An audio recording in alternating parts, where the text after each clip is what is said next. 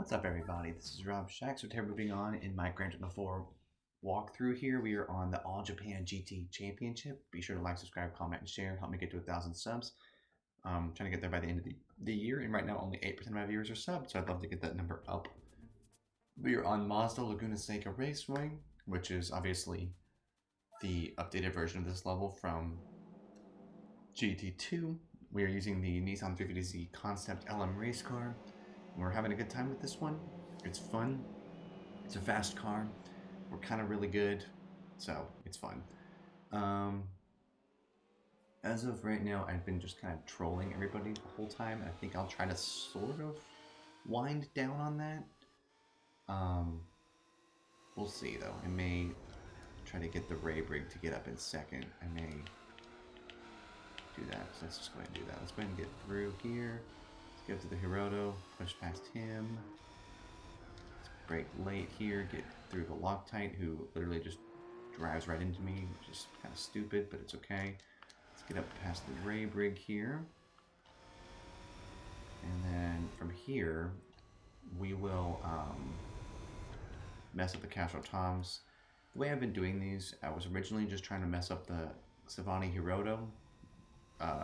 No, the Savani Nismo GTR. And that was fun to do for a while, as I now just drive off the road and kind of ruin all my progress here. So it's fun. But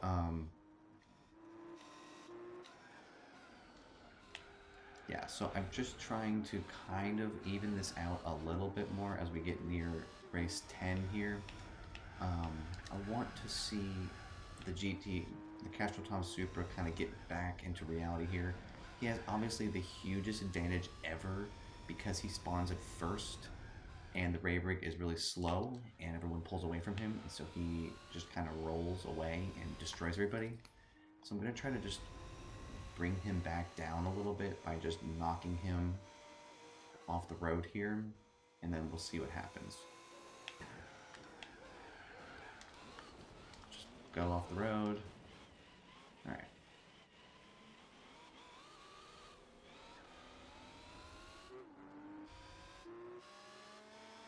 And then we'll kind of slow the Ray Brig just a little bit, then let him draft off me a little bit, just to kind of even it back out, and then we'll go.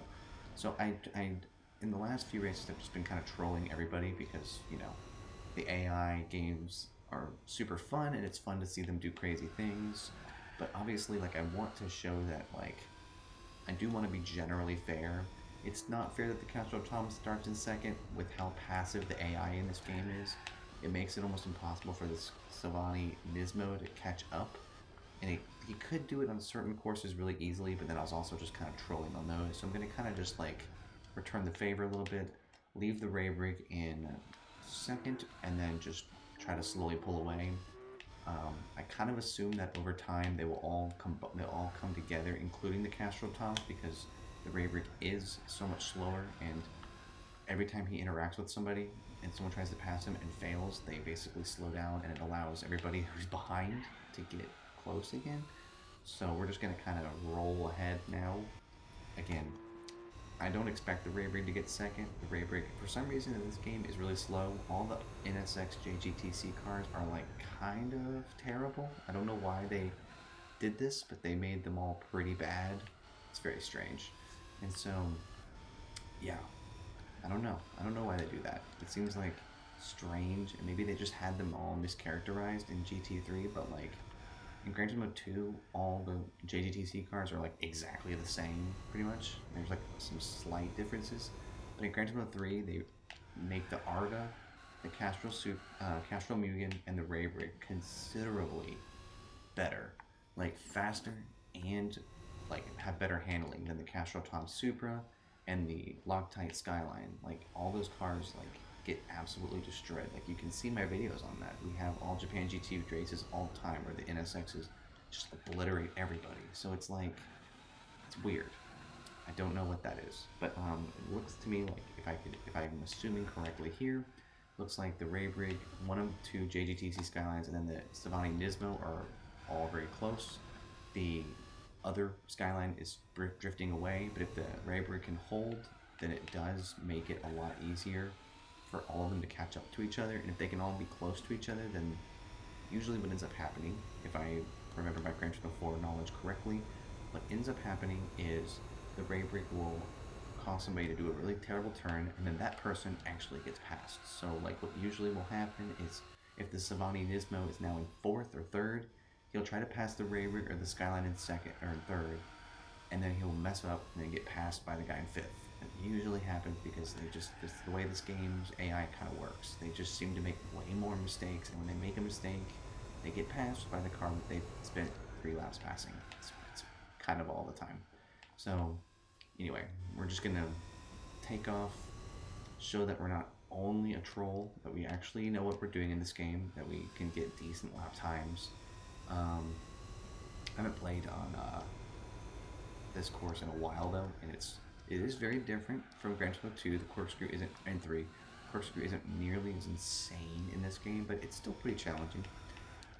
At this point, the ray brick is still in second, but there is quite a bunch up behind him, and Tom Supra is still within earshot of everybody, so I'm not like I don't feel super bad about messing up his race at the beginning, especially because I gave him a lot of time here, and the AI again is extremely passive in this game, so you get a lot of moments like this where you just have just a sea of cars behind somebody who's slower, but not so much slower. If a car is super slow in this game, it will pass quickly.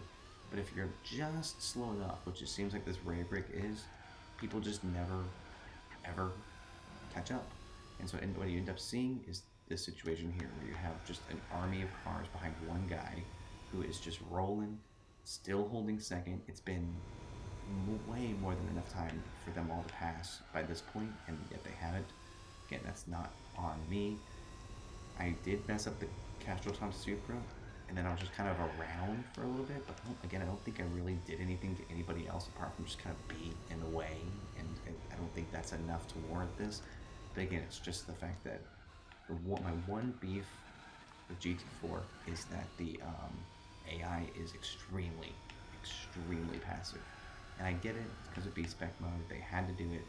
Obviously, the cars can't slam each other off the road, because then the player's AI would just be violent. And if you're doing those 24-hour races, like, no, can't do that.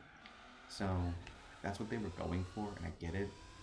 I don't agree, sort of, but I also do, because the 24-hour races are insane in this game, and they give you, like, so much money in crazy prize cars. So, I get it. At this point, it seems like the Castro Toms isn't gaining, which is kind of weird. I'm surprised that he hasn't gotten back into the toe of everybody who keeps failing to pass the Ray Brig NSX, because they have literally, I can see them. They gain on the Ray Brig, they get close to him, then they do a stupid turn, throw it all away, and then they all kind of, the 3 Skylines are basically just together, doing stupid things. It's weird. But again, that's just kind of how the AI is in GT4. They just do stupid things. It's fine. I don't know why they do this type of thing, but yeah, they just can't. It's so hard for them to make passes. They'll break, they slow down, they lose all their momentum. They can get a good exit on a turn, and then just throw that exit away by driving super passively. And like right now, look at how far ahead the Ray Brig is. That's pathetic. It's not even the Ray Brig's fault. The Ray Brig has probably barely interacted with anybody since I passed him. They are just all struggling to get through. And so what probably happened was the Scavani Nismo G2R passed some people and then did what I said. And I'll go back, we'll watch the replay together. I don't think I'll talk about it in the replay, but I guarantee you that GTR, that's the only good one, is probably just stuck in the thralls of like all the other Skylines that are here. It's hilarious. And so I'm just gonna keep going. I'm getting really far ahead at this point. I'm 39 seconds behind, so almost 40 seconds ahead of the Ray Brig. He still hasn't been passed. It's hysterical that he is still holding this lead, because it's been now 7 laps. He should have been passed by now, and I think that's what's so great about this. Again, the AI is clean in this game. I'll give them that, but they're almost too clean. Like they want the pass to happen if the stars align, and like you're never gonna get that on Laguna Seca. but I kind of thought that they would. Honestly, I thought that they would find a way through, but it seems like that's a no. And I feel kind of bad that I messed up the Castro Thomas, but like, he also is the one who starts in front, and he has the easiest advantage ever. So, yeah, I mean, we're almost done.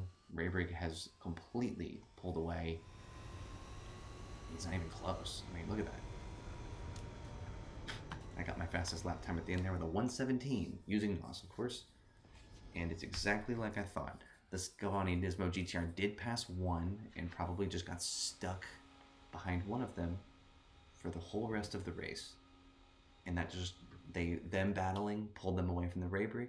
Probably the Loctite let Zexel caught up a little bit, and then just kind of bundled it a little bit, and then here we are. So, effective. Raybrick is now in second place here, so we're doing great. Thank you all so much for watching. I will let the replay go. We'll watch as they just never pass each other. Thank you all for watching.